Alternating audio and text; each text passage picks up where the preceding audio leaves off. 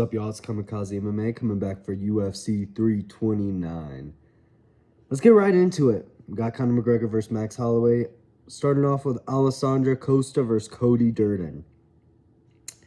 I'm gonna pick I'm leaning Alessandro Costa. He has a KO threat, but he's KOing dudes like, Matt Schnell and Stuart Nickel. Got KO'd by Aldine Correa. And then Cody Durden's kind of been a little more trustworthy as of recent. I mean, you can never really trust him to win, but I'm going to lead Alessandro Costa catching Cody Durden and getting a little early stoppage TKO. That's kind of what I'm seeing out of this fight. Moving up the card, Ryan Gandra versus Zachary Reese. I'm picking Ryan Gandra. KO'd Jose Medina in under a minute. Zachary Reese went to decision with Jose Medina, if I'm not mistaken. Am I mistaken? No, I'm not mistaken. Zachary Reese has had a weird career in the UFC. I just trust him to get KO'd. That's what it is. Sorry. Moving on to Farid Basharat versus John Garza. John Garza, this is his debut, if I'm not mistaken. Yeah, this is Mowgli's debut. Got KO'd before. He's not going to get KO'd by Farid Basharat.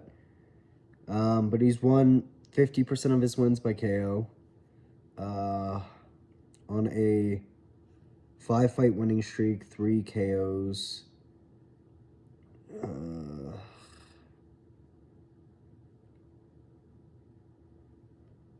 He's probably so young. He's 23. I'm gonna lean Farid Basharat by decision. I mean, I just can't pick John Garza. I haven't seen him fight, but I really hope Farid goes out. I don't like that dude. I don't like the Basharat bros. They're boring. Their fight styles are good enough to win, not good enough to do anything of substance. I mean, he's literally, he's had like 5 fights in the UFC and he's still on his debut. And he's still on a debutant. I mean, yeah, he's 5 fights in the UFC and still on a debutant. No, 6 fights. Whoa. 6 fights in the UFC and still on a debutant. Boring ass style, boring ass fighter. I hope he gets knocked out, but I'm gonna pick him by decision. I just don't trust John Garza to win, to be honest, because I don't know who he is. He's just coming on short notice because Ethan Ewing pulled out, if I'm not mistaken, which sucks because Ethan Ewing definitely would have put out Farid Basharat, but whatever. Damian Pinas versus Cesar Almeida. Damian Pinas. Cesar Almeida. I'm leaning Cesar Almeida, I'm not going to lie. Damian Pinas has looked pretty good in his 1 fight in the UFC. I mean, he is a dangerous striker. He has 1 submission, if I'm not mistaken. And Cesar Almeida, the only times he loses fights really is when the person can just hold him on the ground. And unless Damian Pinas is going to do that, I don't think he can outstrike him. Do I think he's going to KO him? Probably not. So I'm leaning towards Cesar Almeida by decision. I think that I also could see Damian Pinas getting gassed out like early in the 2nd round and just blowing his entire wad in the first and just being lost on the feet after the 1st round. But I'm just going to trust Cesar Almeida to get this done by decision, but I could see a 2nd round TKO. I think his striking is just better than Damian Pinas, even though Pinas is probably more dangerous. But, I mean, genuinely, this is a weird fight. I'm not really trusting either of these dudes to win a clean decision. I'm kind of I almost think it might be a split decision. I think Cesar Almeida might land the more technical strikes and, you know, look just better on the feet, but Pinas lands the more hard shots, like once or twice around and rocks them. And so some judges give it to Cesar Almeida for, you know, out techniquing him, and then some judges give it to Pinas for the explosivity. All we know is shots are going to be unloaded in the face. Some Pinas shots all over the face. Tracy Cortez versus Wang Kong. Pinas and Kong. Pinas and Wang. The dynamic duo. Wang Kong gave Tracy Cortez some eyelash extensions because she was missing them in the weigh-ins. So hopefully we'll see some eyelash fly off during this fight. If we don't, it'll be okay. I think I'll be able to survive without it. It will be a little sad, but you know, I think I'll be able to make it without some eyelashes flying off in a fucking UFC fight. Who am I picking?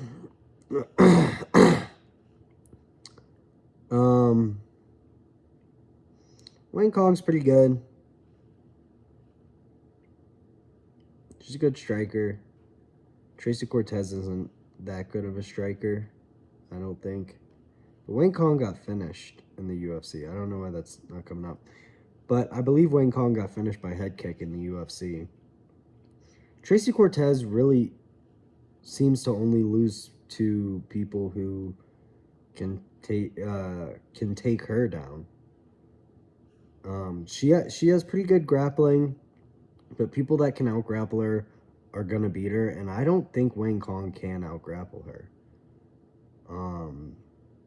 So I'm honestly leaning Tracy Cortez. I don't see this like star potential from Wayne Kong, or this championship potential from Wayne Kong. So I'm picking Tracy Cortez by decision. I think she could get the fight down to the ground if she's losing in the striking, start winning it on the ground, and she might even win it on the feet. I'm not going to pick her for winning it on the feet, but I think she could. So I'm going to go Tracy Cortez by decision. Luke Riley versus Kai Kamaka, the second, if I'm not mistaken. He's the second. The Fighting Hawaiian. Kai Kamaka beat Dakota Hope in the UFC, and he lost to TJ Brown. So Luke Riley's definitely going to beat him. How is Luke Riley going to beat him? Probably by decision. If I'm not mistaken, Kai Kamaka is kind of like a rangy striker. I don't know if his range is even rangy enough for striking. Whoops, let me silence. Let me silence that. Yeah, split decision with Dakota Hope.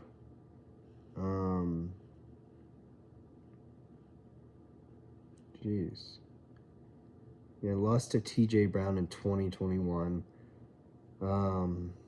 Got cut after Danny Chavez majority draw. Jonathan Pierce. Oh, he got KO'd by Jonathan Pierce. Yeah, no, dude. Yeah, no. Sorry, bud. You're getting knocked out. You're getting knocked out in the second round. First round. Second round. You're getting knocked out in the second round. Sorry, Kai Kamaka. Moving up, Cardi Garbrandt versus Adrian Yanez. Adrian Yanez looks like a victim. In the weigh-ins, he looked like a victim. He beat Ricky Simone, but they gave it to Ricky Simone, or they gave it a draw, so whatever. I mean, I don't rate Yanez that high. Do I rate Cody Garbrandt that high? Somewhere in the middle, you know. I'm not like... I think Cody Garbrandt's going to knock him out. That's what I'm picking. I actually think Cody Garbrandt's going to knock him out. This feels like a Cody Garbrandt knockout moment. Adrian Yanez does not look like he's a person who can win a fight. And Cody Garbrandt looked huge against Yanez, which I don't think Cody Garbrandt's huge. So Yeah, I'm gonna lean Cody Garbrandt by KO in the first round. I think they're gonna just immediately go after it, and Cody Garbrandt's just gonna find the chin on Adrian Yanez. Last minute of the first round. That's what I see. Gable Stevenson's gonna finish Alicia Ellison by TKO in the first round, moving up. I mean, stupid ass fucking fight. What the fuck are we doing? Like, what are we doing, dude? Nikita Krylov versus Robert Whittaker. I'm picking Robert Whittaker by KO. Nikita Krylov is not a great striker. He does not have a great chin, and he's slow. He's gonna look slow against Robert Whittaker, like incredibly slow, like so slow that you're like, dude, what the fuck? How did they let this fight get sanctioned?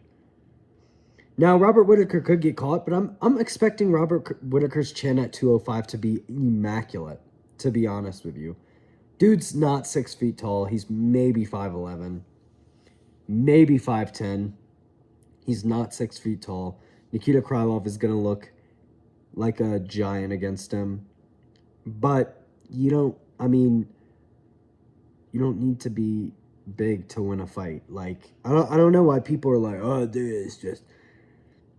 Like, dude, Mike Tyson's one of the greatest heavyweights of all time, and he was 5'10", bro. Going against 6'4", 240-pound dudes. Like, you don't have to be tall to fucking win a fight. And I think Robert Whittaker's just going to speed mug the fuck out of Nikita Krylov and knock him out in the second round, I think the first round's just going to be easy Robert Whittaker round. Nikita Krylov's going to start getting, like, really jittery on the feet and try to land like an inside or body leg kick, and Robert Whittaker's going to come in with a 1-2, land the 2 when Nikita Krylov is off balanced, and Nikita's just going to fold under, and then, you know, a couple, like 2-3 shots on the ground, and then the ref steps in, and Nikita's, like, gets back up, and he's like, whoa, what? Why'd you stop the fight? And it's like a clear knockout, but that's what I see happening. Moving up to the main card. We got Bobby Green versus Terrence McKinney.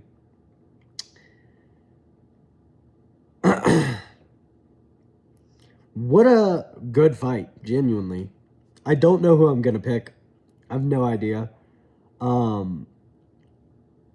want to pick Bobby Green because he's more proven of a fighter. Terrence McKinney is just not a good fighter. There's no way they're the same height. There's no way in hell you could get me to believe that they're the same height. I think Terrence McKinney is at least 5'10", dude. There's no way that Terrence McKinney is 5'8" and Bobby Green is 5'8". There's just no way. So, there's two ways I see this fight going. And it's either Terrence McKinney just explodes on Bobby Green and finishes him within a minute. Or Terrence McKinney explodes on Bobby Green and Terrence McKinney gets chinned within a minute. I don't really see this fight going either way, any other way, unless Bobby Green just runs around for like 2-3 minutes or shoots an instant takedown on Terrence McKinney, which I don't think would be a great decision. Because Terrence McKinney's grappling is not bad at all. But I think that might be what Bobby Green does, is shoot an instant takedown. Like, dude is like, yeah, come here, come on, I'm right here, come on. And then just shoot a takedown when Terrence goes for like a 1-2 or something. And then controls him for a couple minutes, gets back up to the feet, and then Bobby Green just starts outboxing Terrence McKinney. I don't actually see Bobby Green putting Terrence out unless Terrence just goes crazy right at the bell and Bobby just lands like a quick little check hook. Just whips a check hook over and puts Terrence out. That's actually what I think is going to happen. Is Terrence McKinney's going to start the fight jittery, come out, and then get check hooked and just go out. Like, Bobby's just going to be there, step back, southpaw, right hand check hook, and Terrence McKinney's going to go out. I could also see a double KO where where Terrence lands like a right hook and Bobby Green lands a right hook at the same time, and they just both go out. Wouldn't that be funny? And they just both go out cold. And we're like, oh, fuck. Well, the fight really delivered then. The fight really delivered. Moving up, Brandon Royval versus Loner Kavanaugh. Don't feel confident to pick anyone in this one either. I'm going to lean Loner Kavanaugh, though. I think Brandon Royval has a lot of pressure on his back on this fight. You know, was really, really high level MMA, like one of the top flyweights for a while now. But he's just repeatedly lost to the top level of competition. And then he just got brutally KO'd by Manel Cap in the first round, if I'm not mistaken. It was the first. Was it the second? It was the first, right? Yeah, the first round. Got beat up by Joshua Van. Close fight, but got beat up by Joshua Van. Loner Kavanaugh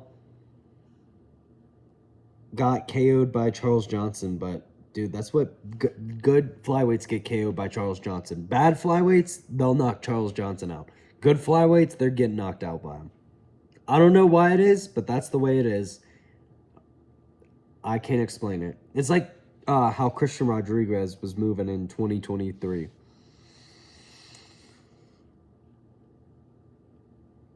Yeah, dude, Brandon Moreno looking real good against Brandon Moreno is incredible.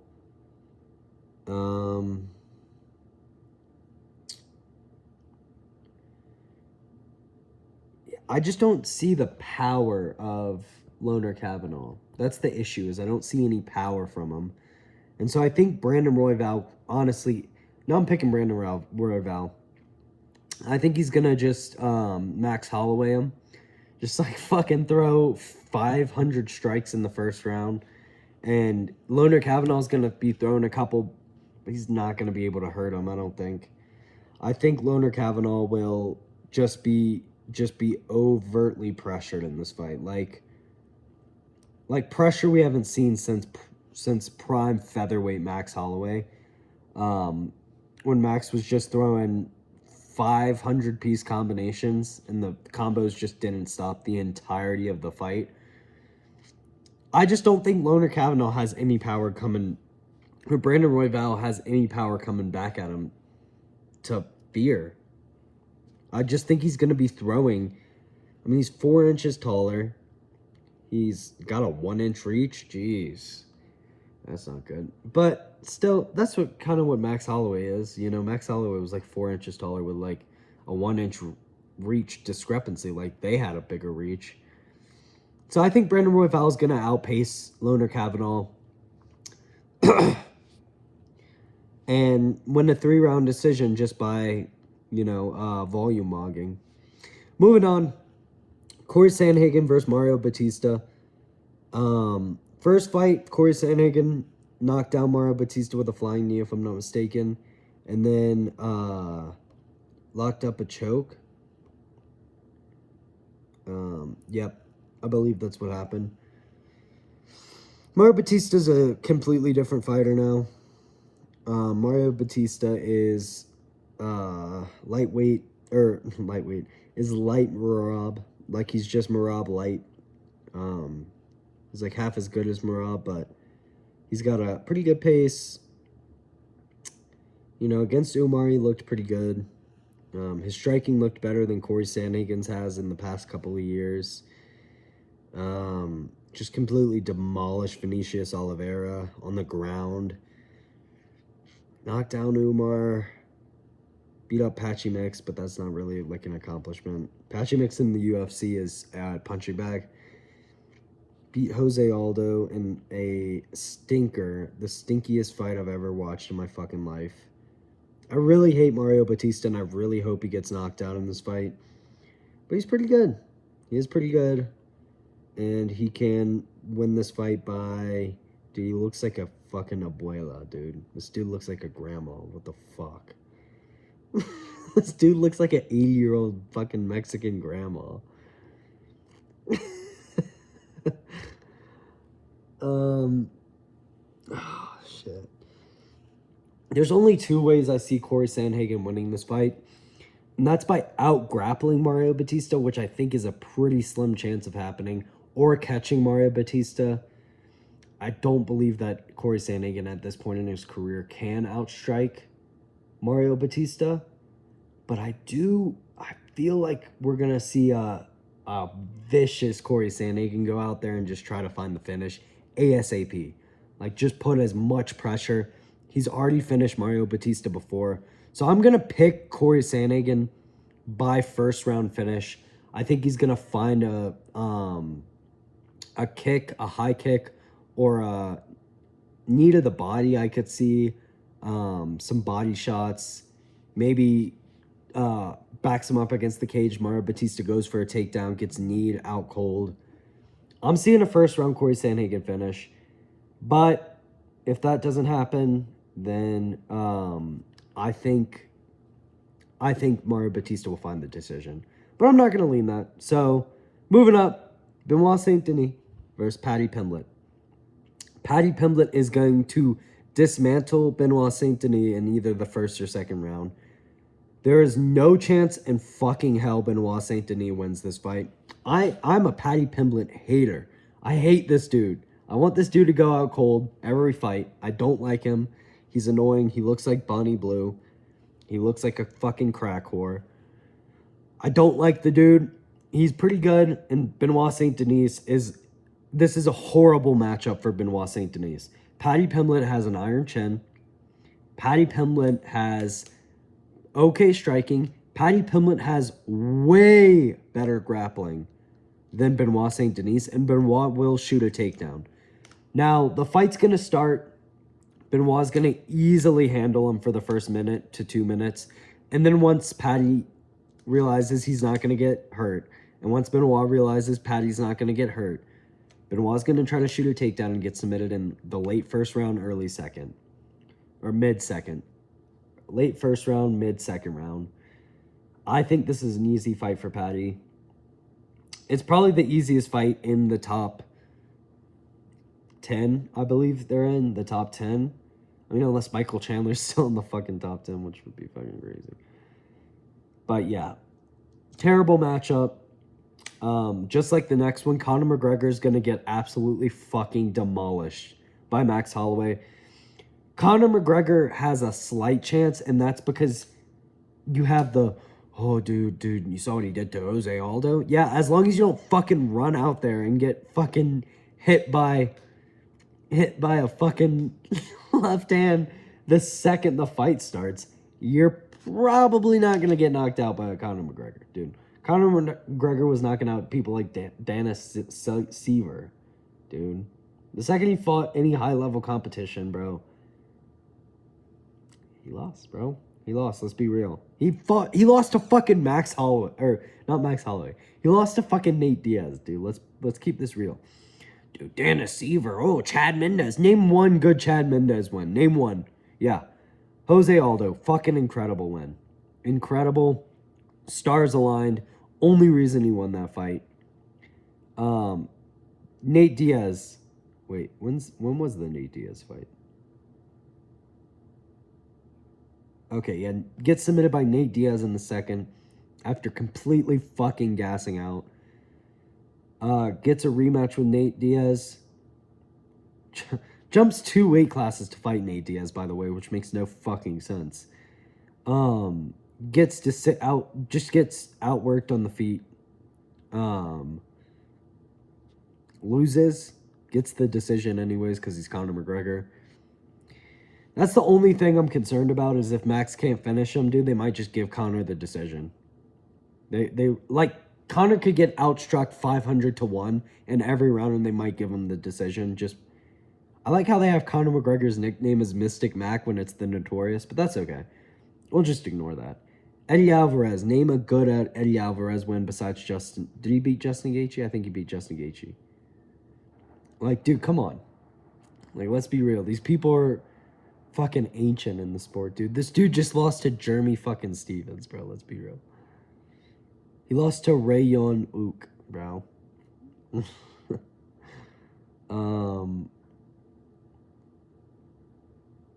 Yeah, I mean, dude, he beat like 4 people in the fucking UFC. Then got submitted by Habib, and his career was just over, dude. Donald Cerrone, 50-year-old Donald Cerrone, got KO'd by Dustin Poirier twice. There was no check. Yeah, there was a check, dude. You got your leg broke. Like, relax. It's cool. Like, I don't dislike Conor McGregor. He's cool, but he is just no chance but a fucking fluke KO. And it is a fluke. I hate when people are like, there's no such thing as a lucky knockout. Yes, there fucking is, dude. Like, that's part of the sport. It's like saying, like, that's like in hockey, like if I just fucking throw the puck and it goes in the goal because the goalkeeper just fucking watches it go in the goal. That's a fucking lucky goal, okay? There's such thing as a fucking lucky knockout, okay? He could just catch Max Holloway with not even an actually good punch, and Max Holloway's brain could just react poorly. Like, that could just happen. Skill for skill, Conor McGregor has zero fucking chance. Zero chance. He could possibly outgrapple Max. Possibly. I don't see it happening. That's the only chance he has to win this fight skill-wise, and I don't think that's ever going to happen. So, yeah, Conor McGregor's about to get fucked up, dude. For probably 2 rounds because he's going to gas out and quit. So, yeah, last Conor McGregor fight ever. I see him retiring. I think it's so funny that Max said he was going to give him a rematch after knocking him out. That's the only way Conor McGregor is going to recover. You know, you got to take the rematch, dude. You get knocked out. That's a real loss. First win against Max wasn't real, brother. We'll find out Saturday night, brother. Peace.